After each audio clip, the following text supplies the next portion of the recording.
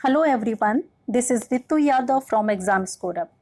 आज हम इस वीडियो में मौर्य वंश और उसके साम्राज्य के बारे में डिस्कस करेंगे और एग्जाम पॉइंट ऑफ व्यू से इस टॉपिक से जो भी इंपॉर्टेंट क्वेश्चंस एग्जाम्स में पूछे जाते हैं या बनते हैं उनको आज हम इस वीडियो में डिस्कस करेंगे।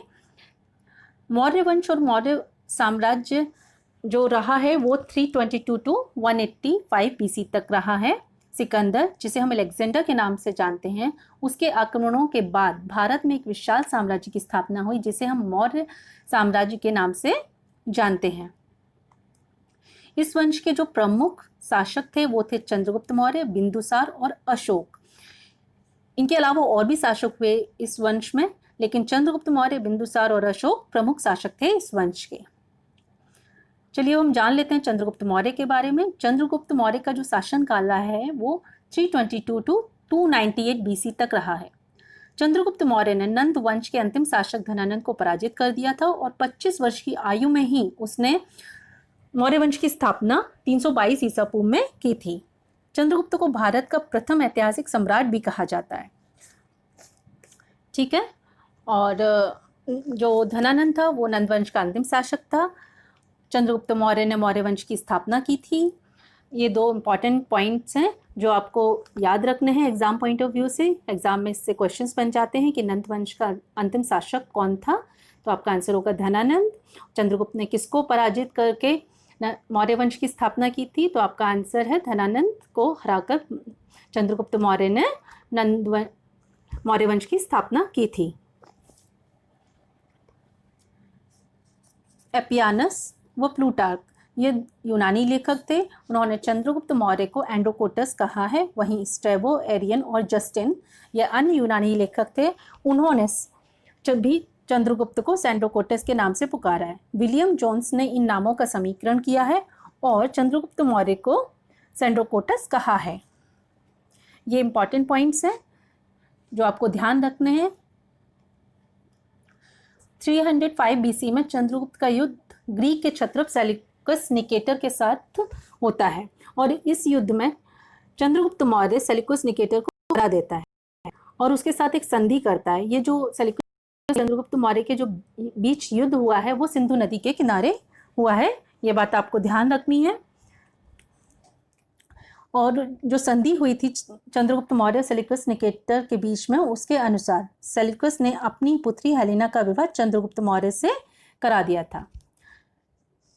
सेल्यूकस निकेटर और चंद्रगुप्त मौर्य के जो बीच युद्ध हुआ था उसका विवरण और जो उन दोनों के बीच संधि हुई थी, सेल्यूकस निकेटर ने जो अपनी पुत्री का विवाह चंद्रगुप्त मौर्य से करा दिया था, इन सब का जो हमें विवरण मिलता है वो एपियानस से मिलता है। एपियानस ने अपने विवरणों में यह बात कही है कि चंद्रगुप्त मौर्य और सेल्यूकस के बीच युद्ध हुआ है और सेल्यूकस निकेटर ने अपनी पुत्री का विवाह चंद्रगुप्त मौर्य से करा दिया था।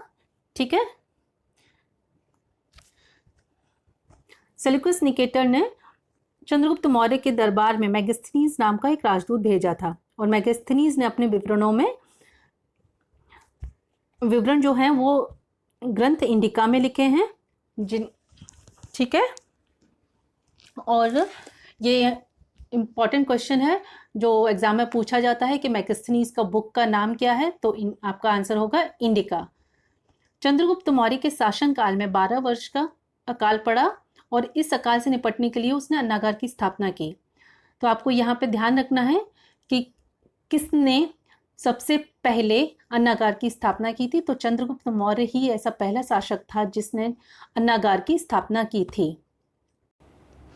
चंद्रगुप्त मौर्य अपने पुत्र बिंदुसार के पक्ष में सिंहासन त्याग कर जैन गुरु भद्र बाहु के साथ दक्षिण भारत चला जाता है, जहां पर श्रवण बेलगोला नामक स्थान पर संलिग्ना पद्धति के द्वारा अपने प्राण त्याग देता है। जैन गुरु भद्र बाहु ने ही चंद्रगुप्त को जैन धर्म में दीक्षित किया। ठीक है, तो इम्पॉर्टेंट बात है जो आपको नोट करनी है कि चंद्रगुप्त मौर्य को जैन धर्म में किसने दीक्षित किया, तो आपका आंसर होगा भद्र बाहु। श्रवण बेलगोला कर्नाटका में एक जैन तीर्थ स्थल है जो कि बहुत फेमस है। यहाँ पर गोमतेश्वर बाहुबली भगवान की मूर्ति लगी हुई है जो कि दिगंबर समुदाय से रिलेटेड है। तो ये दो इंपॉर्टेंट बातें हैं जो आपको याद रखनी है एग्जाम के लिए। चंद्रगुप्त मौर्य के बाद उसका जो पुत्र होता है बिंदुसार, उसने शासन किया। उसका शासनकाल था 298 टू 273 बीसी। बिंदुसार जो था वो चंद्रगुप्त और दुर्धरा जो कि घनानंद की पुत्री थी उसकी संतान था। यह पैदा हुआ तो उसके मस्तक पर बिंदु था, इसलिए उसका नाम बिंदुसार रख दिया गया था। यूनानी लेखकों ने इसे अमित्रचेटस या अमित्रघात कहा है, मतलब शत्रु का नाश करने वाला। बिंदुसार को सिंहसेन एवं भद्रसार के नाम से भी जाना जाता है। सीरिया के शासक एंटियोकस I ने अपने दूत डायमिक्स को बिंदुसार के दरबार में भेजा था।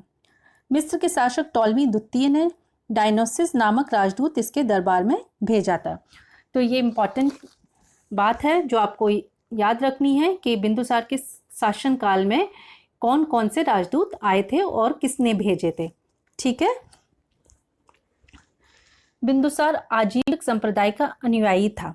आपने देखा चंद्रगुप्त मौर्य था वो जैन धर्म का अनुयायी था और बिंदुसार जो कि उसका पुत्र था आजीवक संप्रदाय का अनुयायी था। यह बात ध्यान रखने वाली है, इससे क्वेश्चन पूछ लिया जाता है कि बिंदुसार किस संप्रदाय का अनुयायी था और चंद्रगुप्त मौर्य किस धर्म का मानने वाला था या अनुयायी था।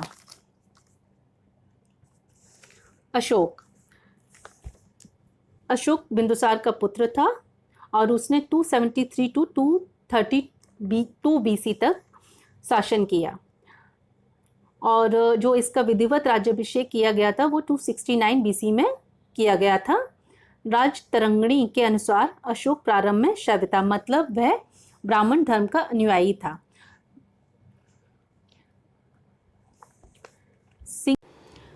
सिंगली अनुश्रुतियों दीपवंश और महावंश के अनुसार निग्रोध ने अशोक को बौद्ध धर्म में दीक्षित किया और मोगली पुत्र तिस्य के प्रभाव से अशोक पूर्ण बौद्ध बना।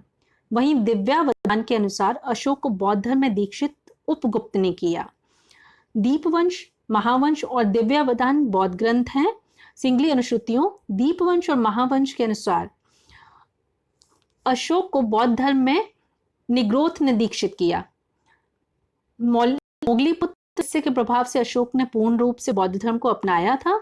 वहीं दिव्यावदान में यह कहा गया है कि अशोक को बौद्ध धर्म में उपगुप्त ने दीक्षित किया। तो यहाँ पे जब भी एग्जाम में आपसे पूछा जाए कि अशोक को बौद्ध धर्म में किसने दीक्षित किया था, तो जब निग्रोध, उपगुप्त और मोगली पुत्र तिस्य, ये तीनों ऑप्शंस एक साथ कभी भी नहीं दिए जाएंगे, सेपरेटली दिए जाएंगे। एक ही ऑप्शन दिया जाएगा, चाहे वो निग्रोध हो, उपगुप्त हो या फिर मोगली पुत्र तिस्य हो। लेकिन अगर दिव्यावदान के अनुसार पूछा जाए तो आप उपगुप्त पे आंसर लगाएंगे और दीपवंश, महावंश मतलब सिंगली अनुश्रुतियों के अकॉर्डिंग पूछा जाता है तो आप निग्रोध लगाएंगे और पूर्ण रूप से अशोक को बौद्ध धर्म अपनाने की बात कही जाए तो मोगली पुत्र तिस्य पर लगाएंगे। अशोक के बौद्ध होने का सबसे प्रबल जो प्रमाण मिलता है वो भब्रू वैराट राजस्थान शिलालेख से मिलता है। भारतीय इतिहास में अशोक अपने अभिलेखों के लिए अत्यधिक प्रसिद्ध था। इंपॉर्टेंट बात है, आपको नोट करनी है कि एग्जाम में जब भी पूछा जाएगा किस शासक के अभिलेख सबसे अधिक हैं या थे, तो आपका आंसर है अशोक। अशोक के अभिलेख बहुत ज़्यादा हैं।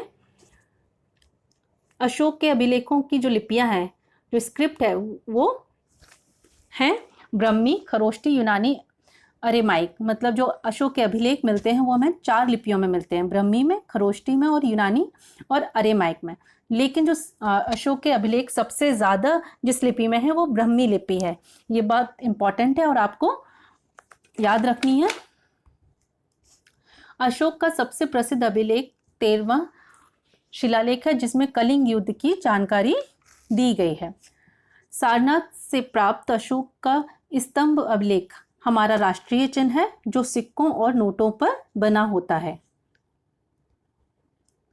अशोक ने आजीविकों हेतु बराबर की पहाड़ियों में 4 गुफाओं का निर्माण कराया था। लोमश ऋषि की गुफा, कारण चौपार, सुदामा गुफा और विश्व झोपड़ी। बृहदहर्ष, यह मौर्य वंश का अंतिम शासक था और इसकी हत्या 185 बीसी में पुष्यमित्र ने कर दी थी। ठीक। और इसकी हत्या के बाद ही उसने, पुष्यमित्र ने नए राजवंश की नींव रखी थी, जिसको हम शुंग वंश के नाम से जानते हैं। ठीक है, तो ये कुछ इंपॉर्टेंट फैक्ट्स और पॉइंट्स थे, फीचर्स थे मौर्य वंश के, जिनको आपको याद रखना है एग्जाम पॉइंट ऑफ व्यू से। इससे बहुत सारे क्वेश्चंस आपको एग्जाम में मिल जाएंगे। तो एक एक पॉइंट जो भी मैंने आपको बताया है उसको आपको याद रखना है एग्जाम के लिए। ठीक है।